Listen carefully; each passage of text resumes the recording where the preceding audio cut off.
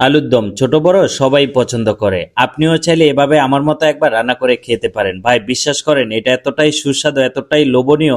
আপনি লুচি বলেন, পরোটা বলেন, রুটি বলেন, ভাত বলেন, সবকিছুর সাথেই খাওয়া যায়। তো আমি কিভাবে করে রেস্টুরেন্টে এই আলুর দমটা তৈরি করেছি আজ আপনাদের সাথে A to Z সবকিছুই শেয়ার করব। প্রথমে আমার এখানে আলুগুলো ছিলে এখন খুবই বড় বড় করে কেটে নিচ্ছি। আপনারাও আমার মতো করে কেটে নিতে পারেন, অথবা আপনারা চাইলে এখানে ছোট আলুও নিতে পারেন। এখন একটা কড়াইয়ের ভিতরে এখানে আলুগুলো নিয়ে নিলাম, তারপরে অল্প একটু পানি দিয়ে দিলাম। এখন স্বাদ অনুযায়ী অল্প একটু লবণ দিয়ে দিলাম। আলুগুলো আমি মিডিয়াম করে সিদ্ধ করে নিব, মানে হাফ সিদ্ধ করে নিব আর কি। তো আলুগুলো হাফ সিদ্ধ হয়ে গেছে, এখন একটা নেটের মাধ্যমে আলুগুলো তুলে ফেললাম। এখন একটা কড়াইয়ের ভিতরে এখানে সয়াবিন তেল দিয়ে দিলাম, তারপরে এখানে অল্প করে পাঁচফোড়ন দিয়ে দিলাম। এখন দিয়ে দিব এলাচ, তারপরে দিয়ে দিলাম দারচিনি, এখন দিয়ে দিব তেজপাতা। আপনাদের মশলার ভিতরে এলাচ, দারচিনি, তেজপাতা দিলেই হবে, আর অল্প একটু পাঁচফোড়ন দিলেই হবে।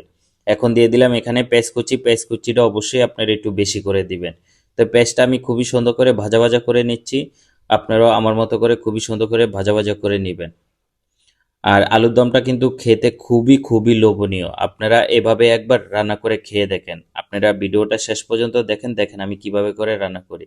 তা এখন 1 টেবিল চামচের মতো এখানে আদা রসুন পেস্ট দিয়ে দিলাম, তারপর 1 টেবিল চামচের মতো লবণ দিয়ে দিলাম, এখানে 1 টেবিল চামচের মতো মরিচের গুঁড়া দিয়ে দিলাম, 1 টেবিল চামচের মতো এখানে হলুদের গুঁড়া দিয়ে দিলাম।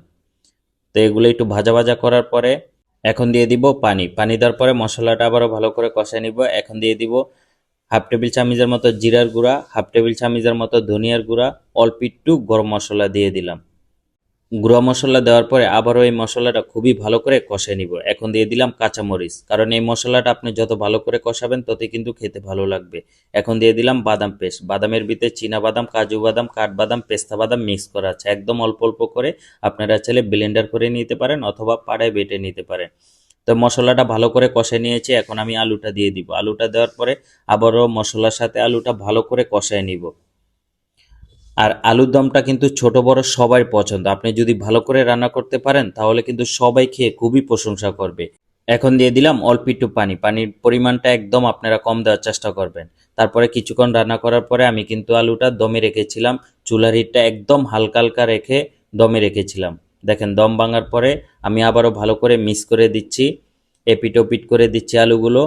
তারপরে আবারও দম দিয়ে দিলাম। কিছুক্ষণের জন্য আপনারা দমে রেখে দিবেন, তাহলে আলুটা একদম মজে যাবে, খেতে খুবই খুবই লোভনীয় লাগে।